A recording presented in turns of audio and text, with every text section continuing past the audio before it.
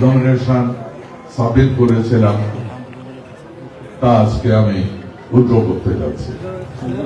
আমার ডানে এবং বামে যারা উপস্থিত আছে কুমিল্লার বিভিন্ন স্তরের নেতৃবৃন্দ, কেন্দ্রীয় নেতৃবৃন্দরা, সবার নাম উপস্থাপক একে একে সবার নাম বলে গেছে। আমি নতুন করে আর নতুন বলে আপনাদের সময় আর নতুন করে নষ্ট করতে চাই না।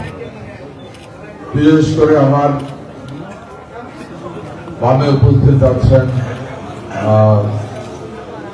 চেয়ারপারসনের উপদেষ্টা যারা ভৈরব চৌধুরী, আমার ডানে আছেন কুমিল্লা জেলা বিএনপির সভাপতি, কেন্দ্রীয় সম্পাদক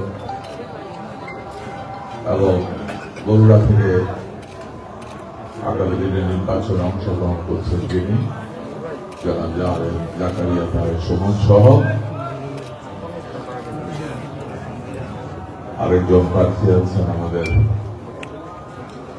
জসিমউদ্দিন জসিম, যিনি দুইজন ব্রাহ্মণপাড়া থেকে নির্বাচন করছেন। উপস্থিত আছেন আমাদের মহানগরের সভাপতি, সেক্রেটারি,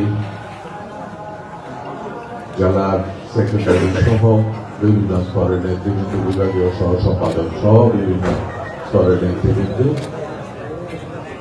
এবং কুমিল্লার এই মহানগরের বিভিন্ন ওয়ার্ড পর্যায়ে নেতৃবৃন্দ উপস্থিত আছেন আমাদের উপজেলা পর্যায়ে এবং ইউনিয়ন পর্যায়েও বেশ কিছু নেতৃবৃন্দকে আমি দেখতে পাচ্ছি।